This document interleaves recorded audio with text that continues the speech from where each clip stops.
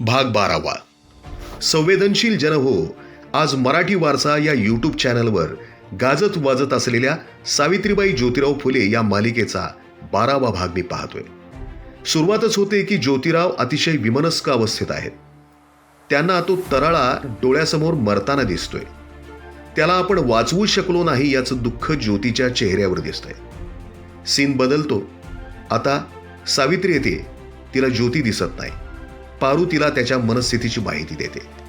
इकडे ज्योती तराळ जिथे मारला गेला त्या रस्त्यावर पोहोचलेत. आता अचानक ज्योतिरावांच्या समोर तराळ दिसू लागतो.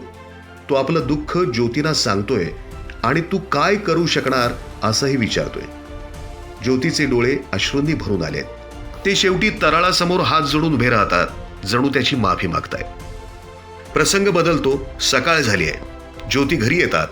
दारात वाट पाहत असलेल्या सावित्रीकडे त्यांचं लक्ष नाहीच. बसलेल्या ज्योतीला सावित्री विचारते, काय झालं, कुठे गेला होता. ती पाणी देते तर ज्योतिबांना पाण्याच्या भांड्यात तराळ दिसू लागतो. भांडे खाली पडते. प्रेक्षक हादरून जातो. या एका कल्पकतेने चितारलेल्या सीनबाबत दिग्दर्शकाचे मनापासून कौतुक. ज्योतिराव आता निर्णय घेतात या गावकुसाबाहेरील लोकांसाठी, अस्पृश्य जातीसाठीही शाळा काढायची. सावित्री विचारते, मुलींच्या शाळेला एवढा विरोध झाला, आता काय होईल. सावित्री काळजीत विचारते, या मुठभर लोकांसाठी वेगळी शाळा कशाला. तर ज्योती, हे मुठभर नाहीत तर जवळजवळ 100 जातींचे लोक आहेत, ज्यांना शिक्षण मिळालं पाहिजेच आणि ते भराभर या जातींची नावं सांगू लागतात. बापरे, एवढा मोठा समाज शिक्षणापासून वंचित ठेवला होता हे ऐकून अनेकांनी आवंढा गिळला असेल. लेखकाचा प्रचंड अभ्यास बघून मी आज त्यांच्यासमोर नतमस्तक झालोय. अमोलच्या या जबरदस्त संवाद फेकीला आणि स्मरणशक्तीला माझा सलाम आहे. सावित्रीला हे काम अवघड वाटतंय, पण ज्योती म्हणतात सोपं काम मला आवडत नाही. प्रसंग बदलतो. आता सदा, मोरोला, ज्योती हा निर्णय सांगतात.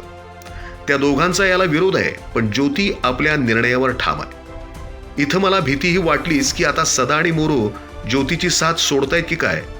सदा म्हणतोय मोठ्या वादळाला ज्योती जन्म देतोय. मोरो सदाच्या चिंताक्रांत चेहऱ्यावर हा प्रसंग थांबतो. तेव्हा प्रेक्षकही थपकून जातो. प्रसंग पुन्हा बदलतो. आता फुलेवाडा दिसतो.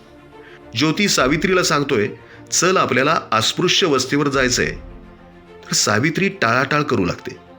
ज्योती पुन्हा दलितांची भीषण अवस्था सावित्रीला समजावून सांगतोय आणि ज्योतिरावांच्या या निर्णयावर हा भाग थांबतो. सवंग करमणुकीला सटावलेला प्रेक्षक हे आगळे वेगळे बघतोय. इतिहास दडपून टाकणाऱ्या वृत्ती फोफावत असताना या स्त्री दलित शिक्षण या विषयावर मालिका काढून ती गाजवून वाजवून दाखवणाऱ्या या सर्व टीमला आणि डॉक्टर अमोल कोल्हेंना मनापासून धन्यवाद. धन्यवाद. धन्यकुमार सातारा.